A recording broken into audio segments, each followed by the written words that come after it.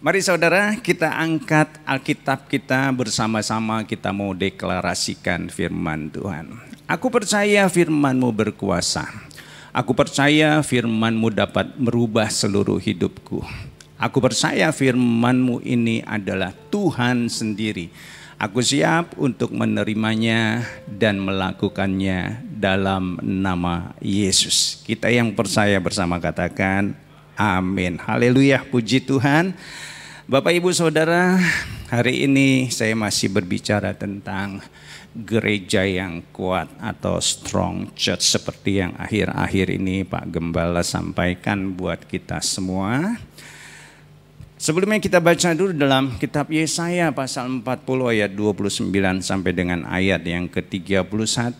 Bapak Ibu persiapkan semuanya Alkitabnya bersama-sama kita mau baca firman Tuhan ini. Yesaya 40 ayat 29 sampai dengan ayat yang ke-31. Demikian firman-Nya. Dia memberi kekuatan kepada yang lelah dan menambah semangat kepada yang tiada berdaya.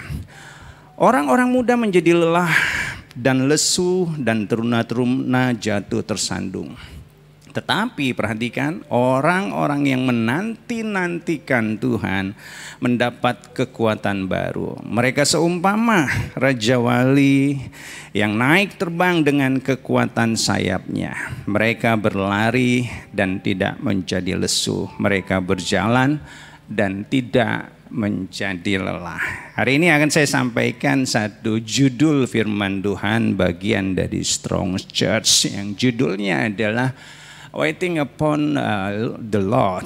Penting sekali buat kita untuk menanti-nantikan Tuhan. Seperti dikatakan tadi dalam ayat yang ke-31. Saya bacakan sekali lagi buat kita semua. Tetapi orang-orang yang menanti-nantikan Tuhan mendapat kekuatan yang baru. Bapak Ibu, sejak akhir 2019 dan tepatnya awal 2020 kita diguncang oleh satu makhluk yang tidak terlihat, yang kecil, tetapi dia menjadi satu aktor yang hebat, bahkan menjadi trending topik di mana-mana yang efeknya sungguh sangat luar biasa. Setiap orang membicarakannya, dari orang dewasa, anak-anak kecil tidak terkecuali. Orang kaya, orang miskin, mereka juga semua membicarakannya. Bukan hanya di desa, di kota juga mereka membicarakannya. Dan makhluk kecil ini kalau kita lihat bisa menciptakan sebuah ketidaknormalan yang baru. Ya, kalau kita lihat ketidaknormalan ini malah menjadi budaya saat ini yang kalau kita tidak ikuti akan membahayakan kehidupan kita semua.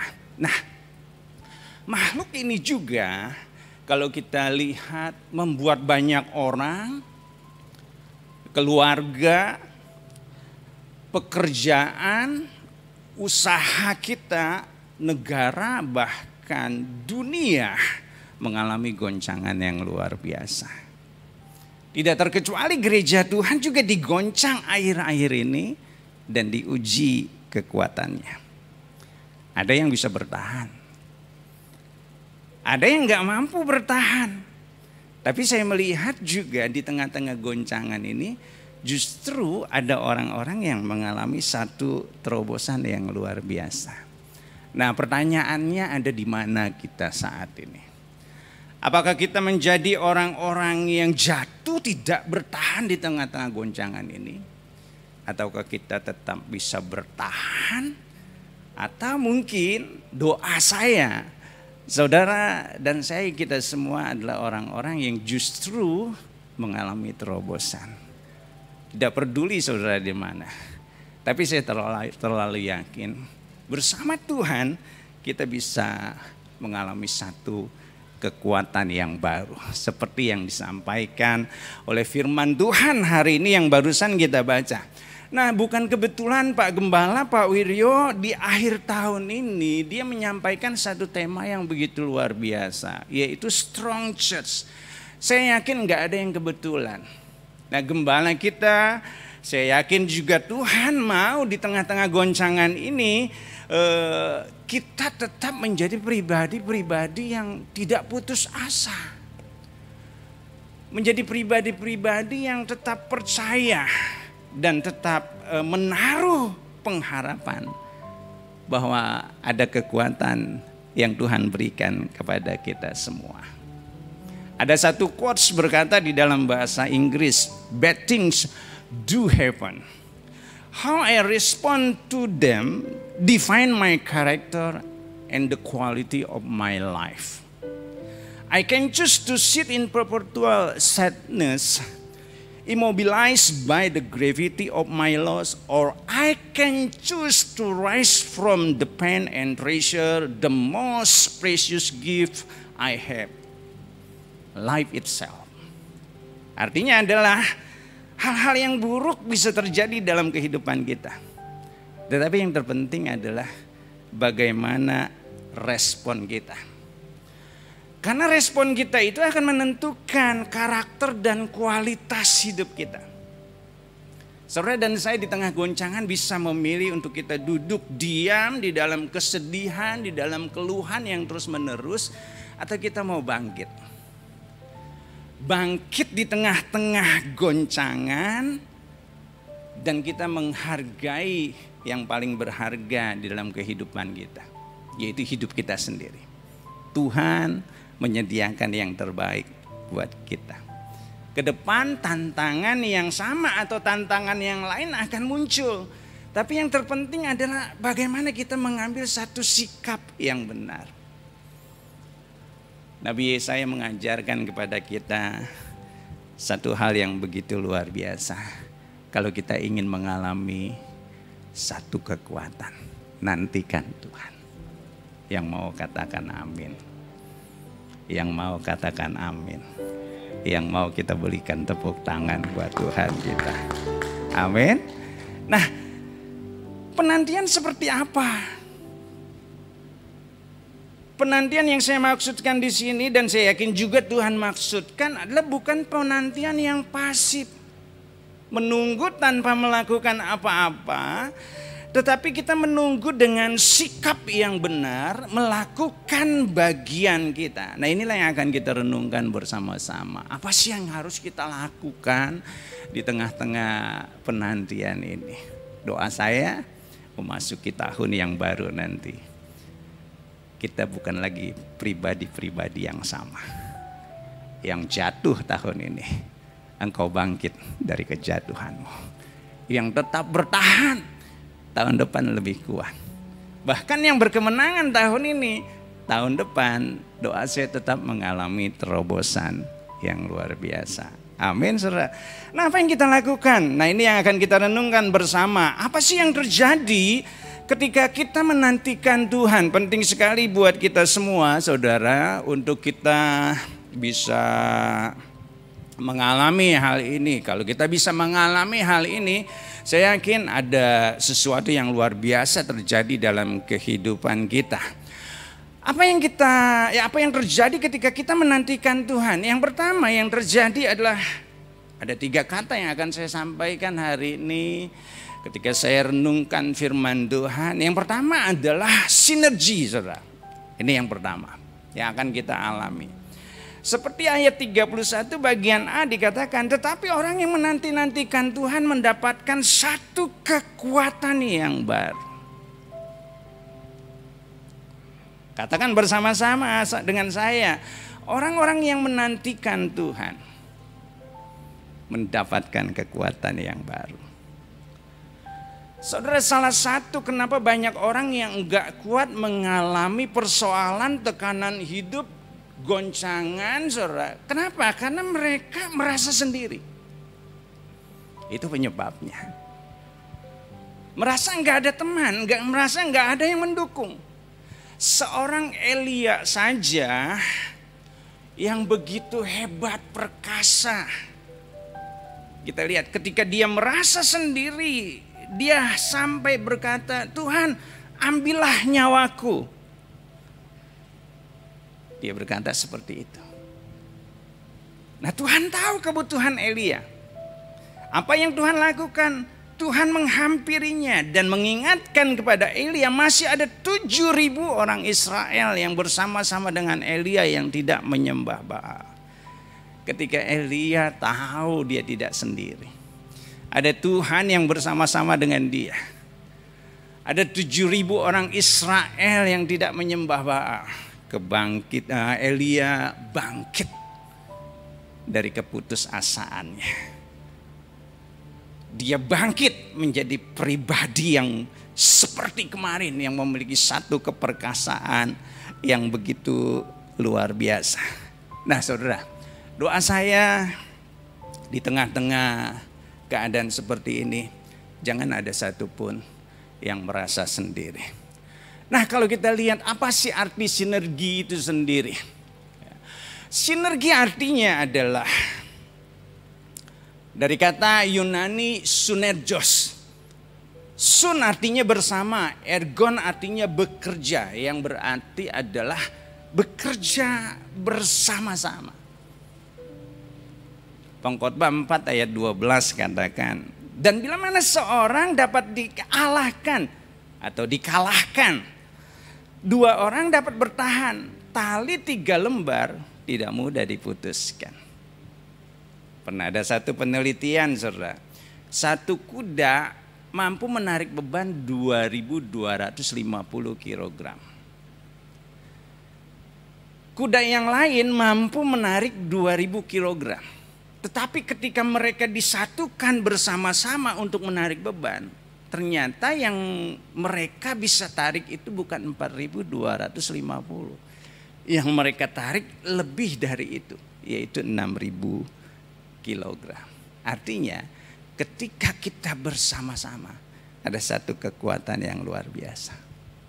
Nah, pertanyaannya, dengan siapa kita harus bersama? Yang pertama, kita harus bersama-sama dengan Tuhan. Atau dengan kata lain, kita harus bersinergi dengan Tuhan. Kalau kita mundur sedikit saudara, dikatakan di dalam ayat yang ke-30, orang-orang muda menjadi lelah dan lesu dan teruna-teruna jatuh tersandung. Tetapi orang-orang yang menanti-nantikan Tuhan mendapatkan satu kekuatan yang baru. Nah, dari ayat ini kita bisa baca, Yesaya menampilkan 2 kekuatan. Yang pertama adalah kekuatan orang-orang muda atau teruna-teruna. Kita seringkali mengagumi kekuatan orang-orang muda. Saya pernah muda, rasanya dulu kuat sekali. Tapi tenaga, energi yang saya miliki sekarang semakin merosot, saudara. Umur nggak bisa bohong. Masih muda kuat, saudara. Nah, ayat ini memiliki bahasa figuratif, artinya ada satu kiasan. Ya, apa yang sudah dicapai oleh kekuatan manusia, kemakmuran manusia, keberhasilan, kekayaan, kesuksesan. Semua orang bisa berdecak kagum ketika kita bisa raih. Tapi saya mau katakan, semua itu akan hilang percuma kalau kita terus andalkan kekuatan kita. Kemudaan kita terbatas, kepintaran kita terbatas. Makanya kita perlu mengaitkan diri kita dengan Tuhan. Kalau firman Tuhan berkata, tetapi orang-orang, artinya adalah semua orang. Enggak peduli muda atau tua. Kalau kita menantikan Tuhan, saudara dan saya akan mendapatkan kekuatan yang baru. Harusnya yang tua-tua katakan amin. Amin, saudara. Yang muda jangan sombong. Bersama Tuhan. Nah, kata menantikan, saudara, di dalam bahasa Ibraninya itu artinya adalah kafah. artinya ada memintal, melilitkan, atau menjadikan satu bersama-sama. Itu yang dikatakan dengan kafah. Artinya kalau kita kafah dengan Tuhan, kita itu sedang dililitkan dengan Tuhan. Pengkhotbah 4 ayat 12 tadi menjelaskan hal yang luar biasa. Tali kalau selembar mudah diputuskan. Benang kalau selembar gampang kita putuskan. Enggak usah banyak. 10 benang kita lilitkan bersama-sama. Kita udah mulai sulit memutuskannya. Kita kafah dengan Tuhan. Di tengah goncangan mau enggak mau kita harus kafah dengan Tuhan. Dan ada satu kata lagi. Di situ dikatakan bahwa ketika kita kafah dengan Tuhan, kita akan mendapatkan kekuatan yang baru. Dalam bahasa Ibrani-nya dikatakan kalab. Kalab itu bukan membabi buta kayak orang mabok. Ya, tapi kalab itu artinya adalah sesuatu yang begitu luar biasa. Kekuatan yang lama kita yang terbatas digantikan oleh kekuatan Tuhan yang baru, yang tidak terbatas, kekuatan yang begitu besar. Kalau kita mau kuat, mau nggak mau, kita harus kafah dengan Tuhan. Sebelum memasuki tahun yang baru, ayo kita janji sama Tuhan. Jangan jadi Kristen kapal selam yang nongol sewaktu-waktu, yang ibadah sewaktu-waktu. Tapi ibadah harus jadi prioritas buat kita, supaya kita kafah dengan Tuhan. Yang mau katakan amin. Kita kafah dengan Tuhan. Karena disitulah letak kekuatan kita. Dunia semakin bergoncang. Dunia semakin menuju kepada kehancurannya. Tetapi firman Tuhan, janji Tuhan, ya dan amin. Saudara dan saya di tengah-tengah goncangan akan memiliki satu kekuatan yang luar biasa. Mazmur 63 mengatakan Daud di tengah-tengah pelariannya dari kejaran Saul di padang gurun. Dia datang pada Tuhan. Daud yang takut, dia memperoleh keberanian. Daud yang lemah, dia kuat kembali. Daniel 6 mengatakan bahwa dia ada di antara hidup dan mati, saudara. Tapi kita lihat ketika dia naik, menjadikan satu dirinya dengan Tuhan. Daniel yang mengalami ancaman kematian, dia nggak takut memasuki gua singa. Gua singa dianggap gua kucing, saudara. Dia nggak takut. Dan saya yakin hal yang sama juga akan terjadi dalam kehidupan kita semua. Selain kita mengikatkan diri dengan Tuhan, yang harus kita lakukan juga adalah mengikatkan diri dengan sesama. Waktu saya siapkan firman Tuhan ini, saya sempat baca satu artikel. Dulu, saudara, orang-orang terkaya di dunia itu selalu disebut nama Bill Gates, Warren Buffett, ya, dan pelaku-pelaku industri yang lain sebelum 2018. Tetapi 2018 ke sini sudah berubah. Di zaman digitalisme sekarang ini, saudara, ada satu perubahan yang luar biasa. Seorang yang bernama Jeff Bezos, saudara, pendiri Amazon, saudara, ya, perusahaan belanja online terbesar di dunia. Dia menjadi orang terkaya di dunia. Penyebabnya kenapa, saudara? Rahasianya adalah networking. Dia memiliki jaringan yang luar biasa. Dia terhubung dengan orang-orang bukan hanya di Amerika, tapi di seluruh dunia.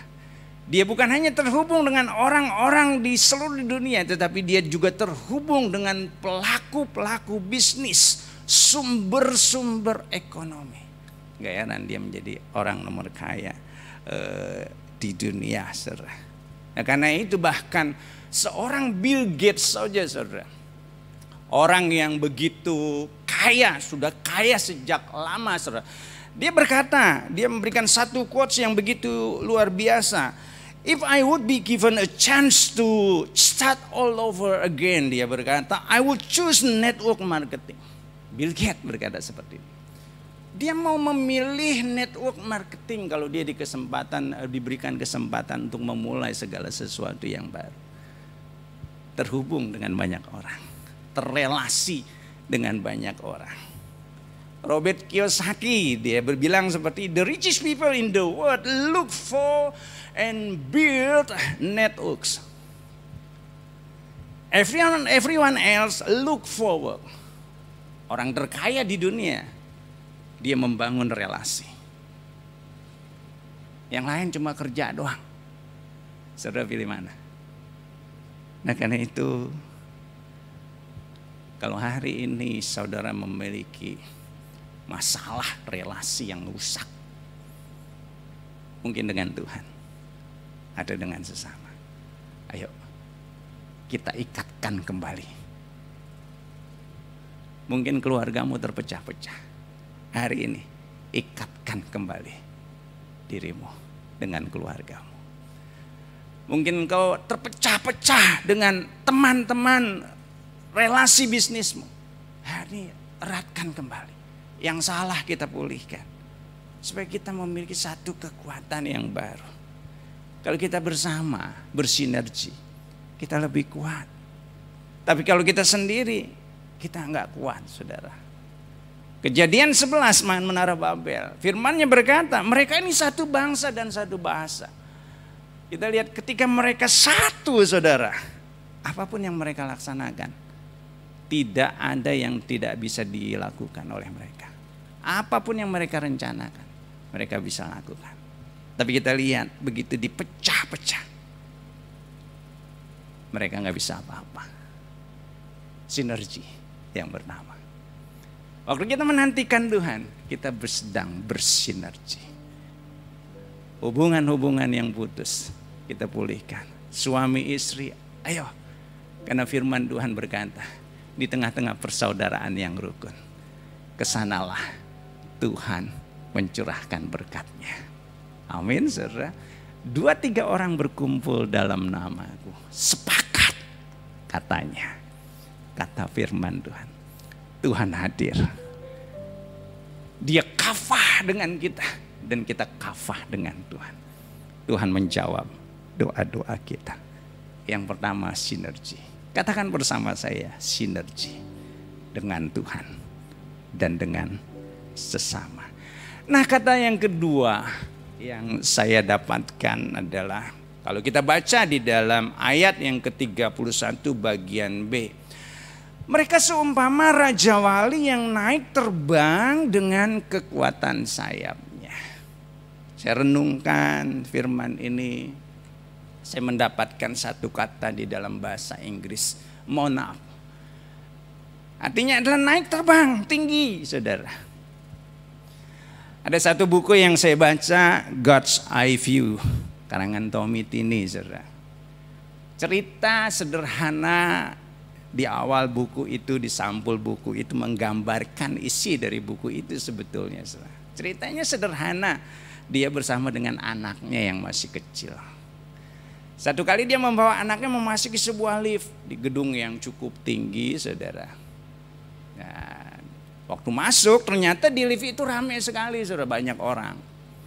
Dan hanya anaknya itu dia yang anak kecil seorang diri. Mereka berdua berdiri di tengah-tengah lift yang naik ke atas. Nah, si anak itu, saudara, si Tommy Tini itu bisa merasakan kegelisahan anak itu. Karena apa? Dia sendiri kecil di bawah, saudara. Tingginya kira-kira sepaha orang dewasa. Dia melihat ke kiri, ke kanan, semua kaki, saudara. Yang dia bisa lihat, kaki kantong celana, saudara. Mungkin rok kali ya. Jadi anak itu gelisah. Nah, anak itu menarik tangan papanya, tangan Tommy Tini. Tommy Tini tahu kegelisahan anak itu. Akhirnya anak itu diangkat ke atas, saudara. Ketika di atas, pandangannya sejajar dengan pandangan bapaknya. Apa yang dilihat bapaknya bisa dilihat oleh anak itu. Karena digendongnya saudara. Berubah langsung saudara, anak itu langsung ceria. Belum lagi mungkin ada emak-emak yang ngegodain. Ih cantik, dicubit-cubit mungkin saudara. Anak itu senang saudara. Pandangannya jauh lebih luas. Dia bisa melihat orang-orang, bisa melihat seorang senyum dan segala macam yang bisa dilihat bapaknya, dia bisa lihat. Saudara, yang saya mau sampaikan adalah di tengah goncangan, di tengah persoalan, di tengah badai, mata kita cenderung hanya melihat persoalan-persoalan kita. Dan seringkali kita tidak bisa melihat pintu yang terbuka. Yang sering kita lihat adalah pintu-pintu yang tertutup, yang mempersempit pandangan kita, yang membuat pikiran kita hanya fokus kepada persoalan-persoalan dan masalah kita. Karena itu firman Tuhan berkata, nantikan Tuhan. Kalau saudara gelisah, kita tarik tangan Bapak kita. Supaya kita bisa diangkat ke atas. Supaya kita memiliki perspektif yang baru. Supaya kita bisa melihat dari atas. Supaya kita bisa melihat apa yang Tuhan lihat. Saya yakin waktu Tuhan melihat segala persoalan kita dari atas terlalu kecil semuanya. Yang mengerti katakan amin. Tetapi ketika kita di bawah semuanya kelihatan besar, saudara. Membuat kita gampang menyerah, gampang putus asa. Ada hasil survei saudara dari Les Gibbon, seorang pakar hubungan manusia. Dia berkata manusia itu belajar dari melalui panca indera. Yang pertama panca indera perasa atau lidah. Itu hanya 1% kita belajar dari sana. Gula putih sama garam hampir sama saudara kelihatannya. Malam-malam semua ada tidur, saya nyeduh kopi ceritanya saudara. Cari gula di dapur. Saya ambil aja putih saudara. Saya naik lagi ke kamar saya lantai 3 saudara. Begitu kopi udah mulai bisa diminum, saya main tenggak aja saudara. Saya pikir itu gula, ternyata itu garam saudara. Sama-sama putih. Kita bisa rasain. Penglihatan sama. Warna sama saudara. Kita bisa belajar dari sentuhan. Sagu sama terigu sama putih saudara. Halus, tepung. Tapi bisa kita rasakan dari sentuhan. Kalau kasar itu terigu. Tapi kalau halus, nah itu sagu saudara. Saya tahu saudara. Karena dulu saya suka masak. Ngegodain yang masak, nungguin yang masak saudara, cari makan. Kita bisa belajar dari penciuman, tapi hanya 3%. Dari sentuhan tadi hanya 1,5%. Dari penciuman 3,5%. Mungkin orang yang nggak bisa lihat, kembang mawar sama kembang tai kotok sama saudara, diraba-raba. Tapi begitu dicium, beda saudara. Dia bisa bedakan mana bunga mawar, mana kembang tai kotok saudara. Dari penciuman hanya 3,5%. Dari pendengaran atau auditori saudara, 11%. Kita bisa dengar dari guru, dengar televisi, dengar radio. Yang kupingnya tipis, makin hebat dengarnya saudara. Ada yang kupingnya tebal, susah dengar saudara. Dari pendengaran 11%. Tapi sesuatu yang luar biasa. Yang terbesar adalah dari penglihatan 83%. Nah karena itu saudara, begitu penglihatan kita terganggu saudara, kita akan mengalami persoalan yang besar. Makanya yang Tuhan pulihkan adalah penglihatan kita.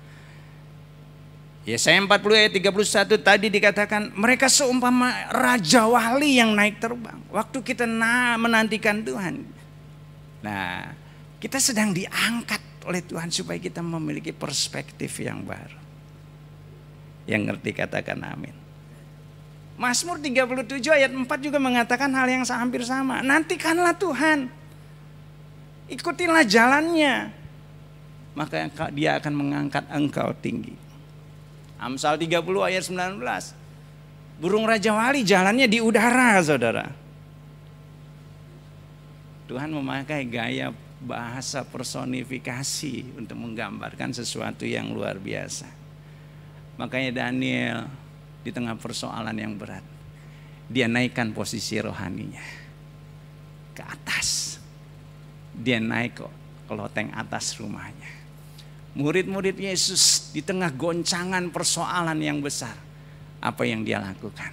Dia naik ke upper room, mereka naik ke upper room. Tuhan mengangkat kita tinggi dengan tujuan supaya kita memiliki perspektif yang baru. Bukan hanya perspektif yang baru, saudara. Yang kedua, Tuhan mengangkat kita naik tinggi supaya apa, saudara? Supaya kita memiliki nilai, cara hidup, karakter yang baru. Ini penting sekali buat kita semua, saudara. Kalau kita baca dalam Keluaran 17 ayat 8 dan 9, ketika bangsa Israel berperang dengan orang Amalek, Musa berkata kepada Yosua, kalian berperang, aku mau naik ke atas gunung. Musa, Harun dan Hur. Strategi orang Amalek adalah, kita tahu orang Amalek adalah orang yang menyerang dari belakang, sembunyi-sembunyi. Itu Amalek, saudara. Orang yang suka sembunyi-sembunyi. Strategi orang Amalek adalah membawa kita ke lembah. Karena arti Amalek itu sendiri adalah dweller in a valley, tinggal di lembah, saudara. Bangsa yang hidup, yang senang hidup di lembah. Nah, Amalek ini ingin membawa kita masuk dalam lembah. Lembah penyesalan, lembah kegagalan, lembah keputusasaan, lembah kehancuran, lembah menyalahkan diri sendiri, orang lain atau Tuhan, lembah ketersinggungan, dan lembah-lembah lain itu yang disukai Amalek. Karena itu Tuhan berkata, naik, terbang tinggi, ubah cara hidupmu, jangan tinggal di lembah. Kita adalah Kristen Raja Wali, Kristen yang terbang tinggi. Tempat kita adalah di ketinggian, bukan di lembah. Kalau kita terus tinggal di lembah, Albert Einstein berkata, you cannot solve a problem at the same level where it was created. Kita nggak bisa menyelesaikan persoalan kalau level kita masih sama dengan level persoalan itu sendiri. Karena itu dia berkata, you have to rise above to next level. Kita harus naik terbang tinggi. Miliki cara hidup yang baru. Miliki karakter yang baru. John Wooden berkata, kemampuan, kehebatan kita, ability kita may get you to the top, bisa membawa kita ke atas. Tetapi yang mempertahankan kita untuk tetap di atas adalah karakter, cara hidup yang benar, cara hidup yang baru, nilai-nilai yang tinggi. Banyak orang hebat tapi tiba-tiba jatuh. Kenapa, saudara? Banyak orang sukses tapi tiba-tiba jatuh. Tidak ditopang oleh karakter yang baik. Amin, saudara. Nah, karena itu saya mengajak kita semua, ayo kita terbang tinggi. Yang kedua, mohon up, terbang tinggi. Miliki perspektif yang baru, supaya kita bisa melihat persoalan dari sudut pandang Allah. Disitulah letak kekuatan kita. Kita enggak mudah nyerah. Kita akan terus bersama-sama dengan Tuhan. Amin, saudara. Miliki karakter yang baru. Engkau yang sudah sukses sekarang, miliki karakter yang baru, supaya engkau bisa mempertahankan kesuksesanmu. Oh, yang jatuh hari ini, adakah sesuatu yang perlu kita perbaiki? Adakah karakter yang perlu kita perbaiki? Kita perbaiki hari ini sebelum kita memasuki tahun yang baru. Saya yakin Tuhan akan menyertai kita dan memberikan kekuatan kepada kita semua. Yang mau katakan amin, yang mau kita berikan tepuk tangan buat Tuhan kita. Yang terakhir saudara, setelah ini kita perjamuan kudus. Dikatakan dalam Yesaya 40 ayat yang ke-31c saudara. Di sana dikatakan apa? Mereka berlari dan tidak menjadi lesu.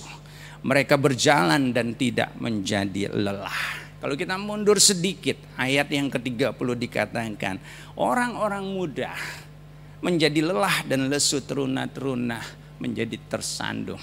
Tapi orang yang menantikan Tuhan, dia tetap kuat. Tidak peduli berapa umur saudara, nantikan Tuhan. Amin.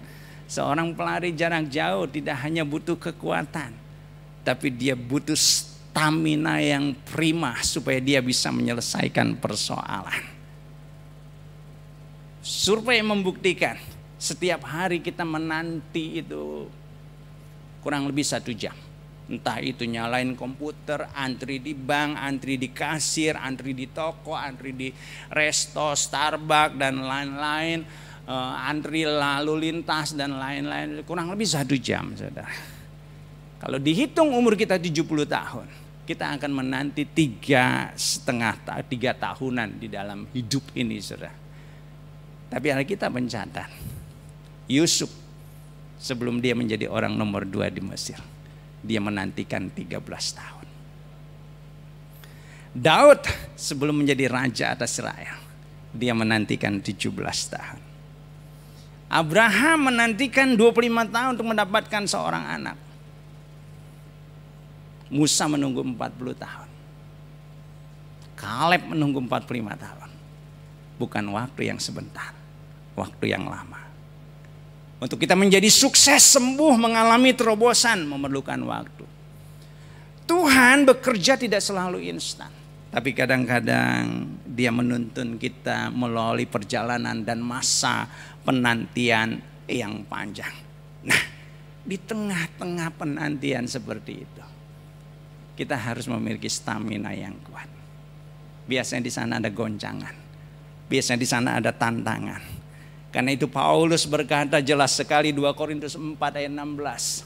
Dia berkata, aku tidak tawar hati walaupun manusia lahiriahku semakin hari semakin merosot. Tapi dia berkata, manusia batiniahnya bisa diperbaharui dari sehari ke sehari. Tubuh kita boleh semakin menua saudara. Tapi saya mau katakan hari ini, orang yang menantikan Tuhan, dia diperbaharui seperti burung raja wali. Di kehidupannya yang kedua, diperbaharui. Amin. Orang-orang tua, dari yang muda, jangan merasa kuat. Amin. Karena kemudaanmu dan kekuatanmu, perjalananmu masih panjang, dibutuhkan stamina yang begitu luar biasa. Andalkan Tuhan.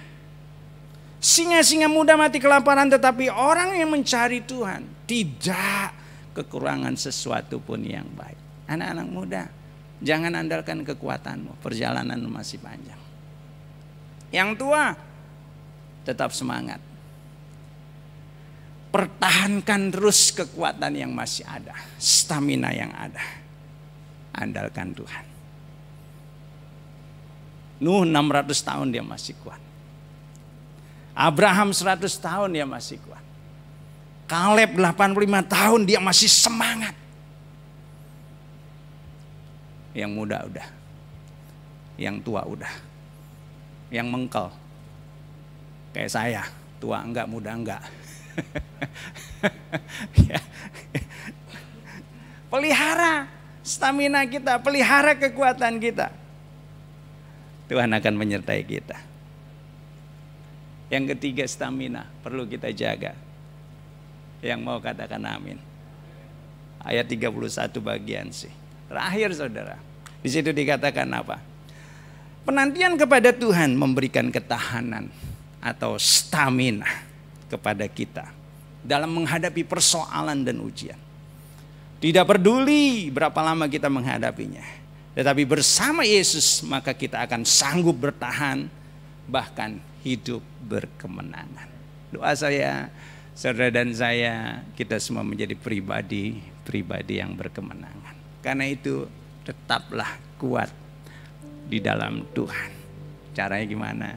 Kita sudah belajar tadi. Ayo kita nantikan Tuhan. Waktu kita menantikan Tuhan, ada sinergi yang baru. Kita bersinergi dengan Tuhan, bersinergi dengan sesama. Sendiri saudara nggak kuat. Orang banyak mengalami persoalan dan jatuh ketika dia merasa sendiri. Yang kedua yang harus kita lakukan, kita harus mohon maaf, naik terbang tinggi. Supaya kita punya perspektif yang baru. Bisa melihat seperti Tuhan melihat. Amin saudara. Perlu sekali kita lakukan itu. Naik terbang tinggi yang kedua, mohon maaf, artinya juga ayo kita miliki nilai. Cara hidup yang baru. Miliki karakter yang baru. Karakter ilahi. Karakter Kristus. Karena itulah yang akan mempertahankan keberhasilan kita, kemenangan kita. Yang ketiga, perjalanan hidup gak pendek tapi panjang saudara. Kita harus memiliki stamina. Amin. Kita harus memiliki daya tahan yang luar biasa. 3 hal ini kita lakukan. Saudara dan saya menjadi pribadi-pribadi yang kuat. Ada goncangan yang sama mungkin ke depan atau goncangan yang lain. Kita nggak akan mudah jatuh. Saya undang kita semua bangkit berdiri. Yang di rumah juga bangkit berdiri. Kita mau masuk di dalam perjamuan kudus. Kita nyanyikan satu lagu, tetap ku nantikan. Tetap ku nantikan pertolonganmu sampai engkau menolongku. Waktumu Tuhan yang terindah bagiku. Tetap ku nantikan pertolonganmu sampai engkau menolongku. Jalanmu Tuhan yang terbaik bagiku. Yesus. Kita katakan tak pernah terlambat.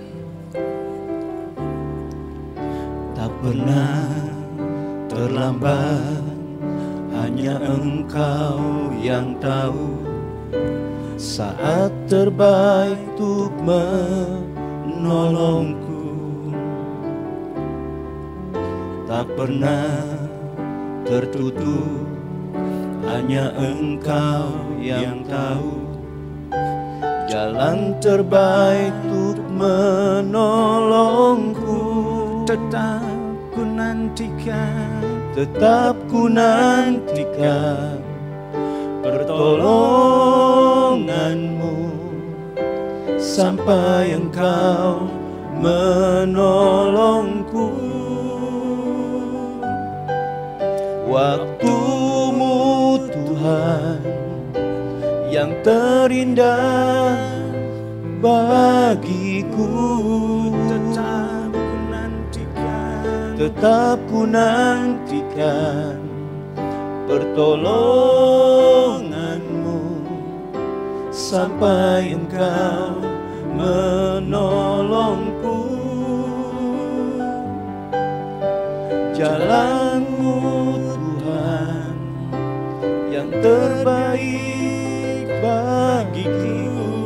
tetap ku nantikan, tetap ku nantikan pertolonganmu sampai Engkau menolongku.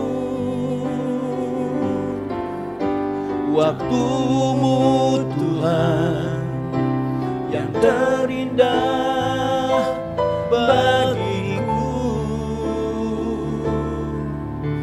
tetap ku nantikan pertolonganmu sampai Engkau menolongku.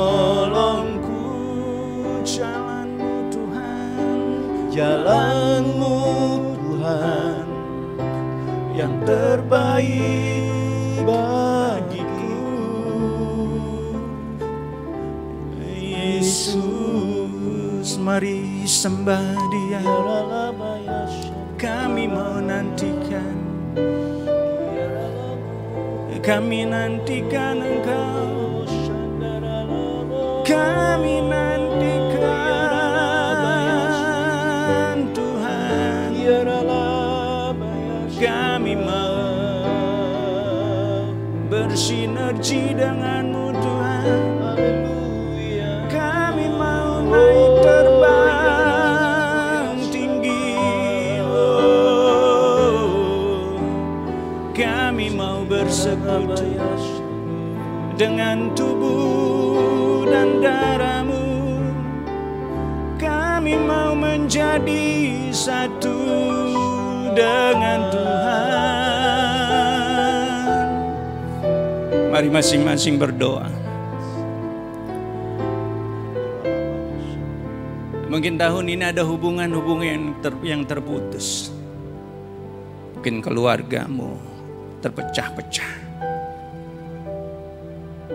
Atau mungkin kau merasa sendiri, merasa ditinggalkan.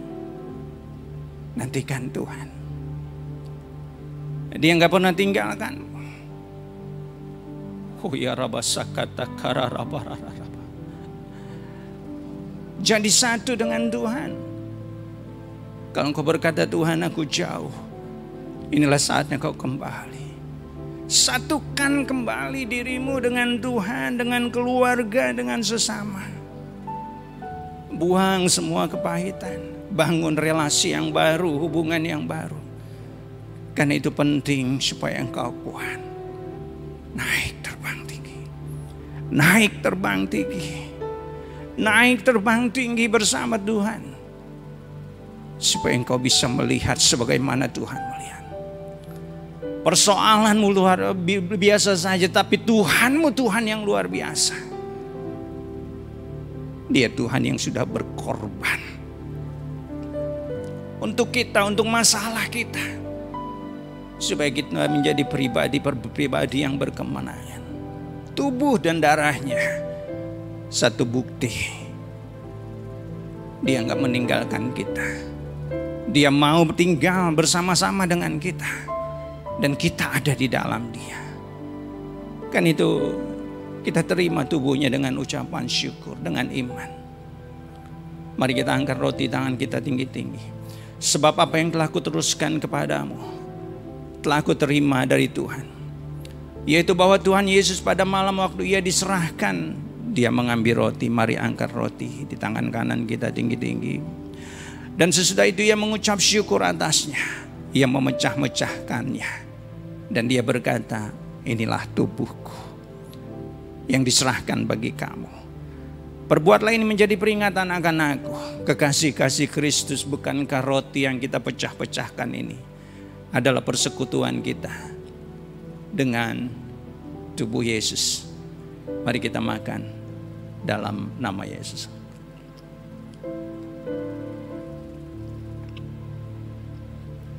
Demikian juga Dia mengambil cawan sesudah makan.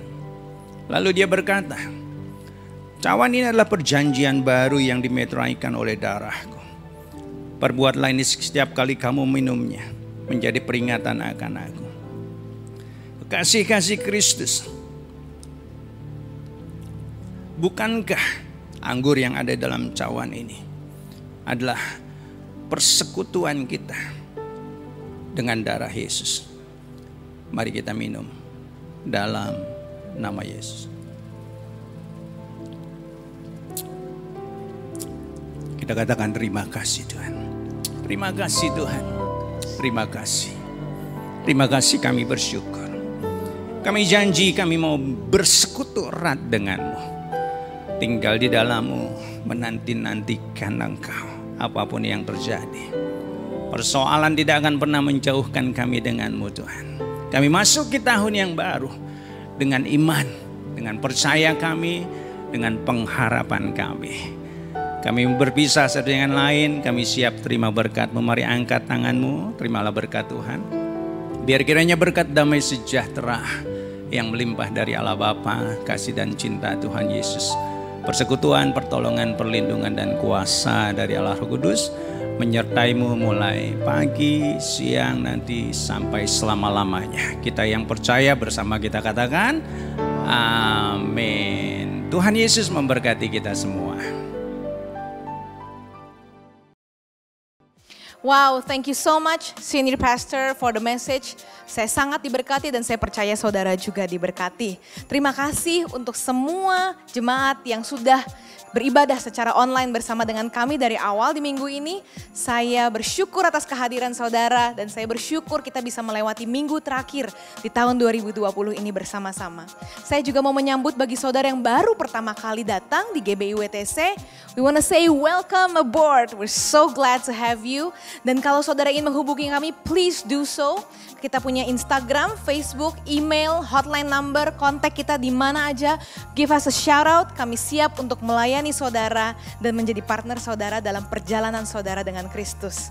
Nah, bagi saudara yang mempunyai pokok doa ataupun saudara mempunyai kesaksian, saudara bisa klik dan lihat detailnya di description box yang ada di bawah, atau saudara bisa mengirimkan dalam bentuk video singkat untuk kesaksiannya ke email gbiwtcserpong.church@gmail.com di gbiwtcserpong.church@gmail.com.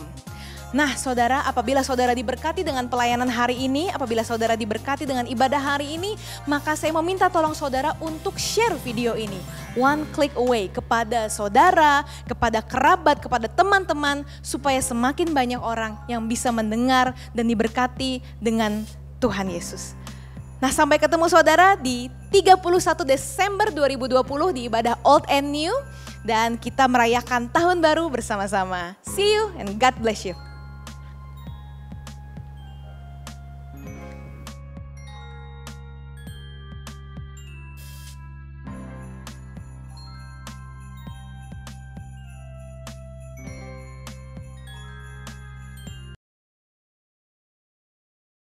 Shalom saudara, di dalam edisi Voice of Pentecost kali ini, saya akan berbicara mengenai apakah mempercayai mujizat itu rasional. Kenapa?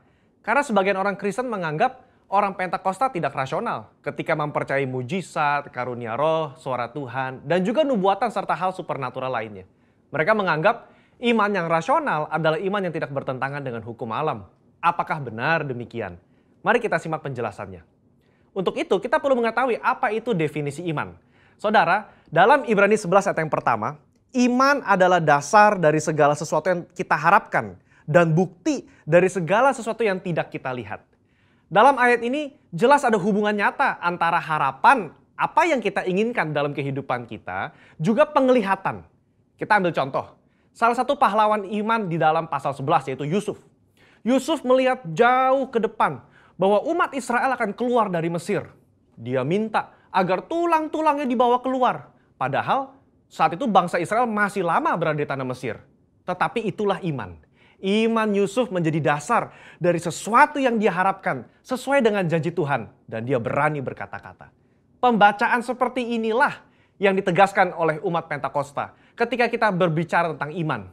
Bahwa apa yang dialami oleh tokoh Alkitab dapat juga dirasakan dan dialami oleh kita hari ini.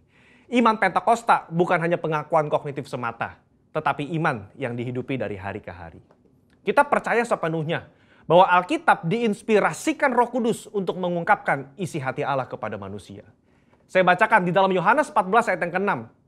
Tuhan Yesus berkata, kata Yesus kepadanya, akulah jalan dan kebenaran dan hidup. Tidak ada seorang pun yang datang kepada Bapa kalau tidak melalui aku. Yesus tidak mengatakan bahwa dia akan menunjukkan kita kebenaran. Tapi Yesus sendiri mengatakan bahwa akulah kebenaran itu sendiri.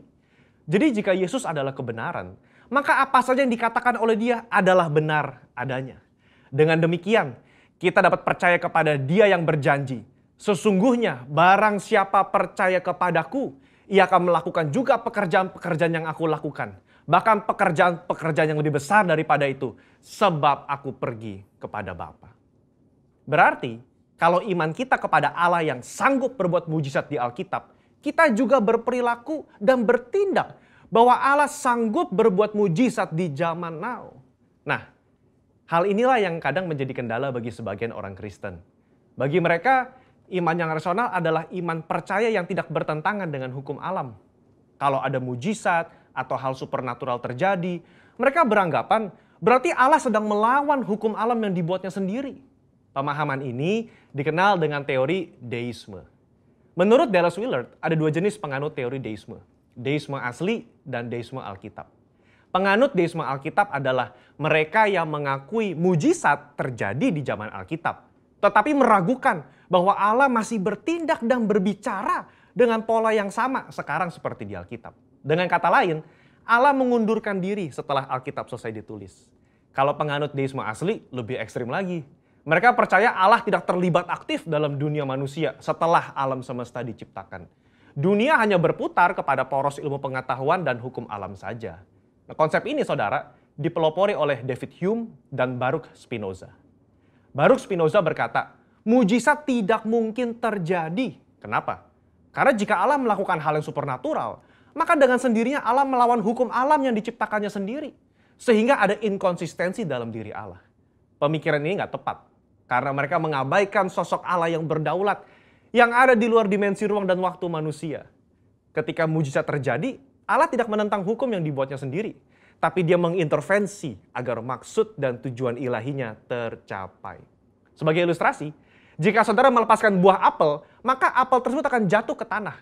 Tapi jika tiba-tiba ada seseorang menangkap apel tersebut sebelum menyentuh tanah, maka bisa dikatakan orang tersebut telah mengintervensi hukum gravitasi, bukan mengubah atau bahkan meniadakannya. Sama dengan mujizat. Allah tidak mengubah atau menentang hukum yang dia ciptakan sendiri. Dia hanya mengintervensi agar maksud dan tujuan ilahinya tercapai. Orang percaya harus hati-hati terhadap paham deisme ini. Karena kalau tidak, ini akan mempengaruhi cara kita melihat dan menafsir fenomena ilahi. Orang yang percaya kepada paham deisme akan selalu menolak klaim mujizat dan hal supernatural lainnya. Meskipun bukti-bukti di lapangan berbicara sebaliknya. Mungkin saudara pernah mendengar argumen dari 1 Korintus 13 ayat 8 dan 10. Saya bacakan. Kasih tidak berkesudahan, nubuat akan berakhir, bahasa roh akan berhenti, pengetahuan akan lenyap. Tetapi jika yang sempurna tiba, maka yang tidak sempurna itu akan lenyap. Karunia nubuatan, suara Tuhan, bahasa roh, dan mujizat seharusnya sudah lenyap sekarang. Kenapa? Karena yang sempurna sudah tiba. Mereka berpikir yang sempurna itu adalah ketika Alkitab selesai ditulis. Padahal kalau dilihat dari konteks tulisan Paulus secara menyeluruh, banyak teolog dan gereja mengafirmasi bahwa yang dimaksud dengan sempurna itu adalah kedatangan Yesus kali yang kedua untuk menjemput umatnya. Ketika kita sudah berada di sorga, nubuat sudah tidak perlu, mujizat sudah tidak perlu, karena kita sudah berjumpa dengan Yesus. Saudara, kalau saya boleh rangkum, maka mempercayai mujizat adalah ekspresi dari iman yang rasional. Iman yang rasional itu melibatkan logika, otoritas firman, dan pengalaman rohani. Apa yang Roh Kudus katakan kepada saudara lewat firman-Nya, itulah yang kita hidupi dan perkatakan.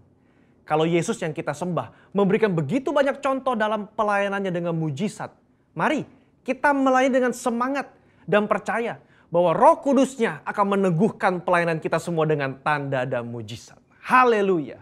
Saudara, untuk penjelasan lebih lengkapnya dari tim teologia kami, jangan lupa buka link yang ada di atas atau scan QR Code yang tersedia. Tuhan Yesus memberkati. Amin.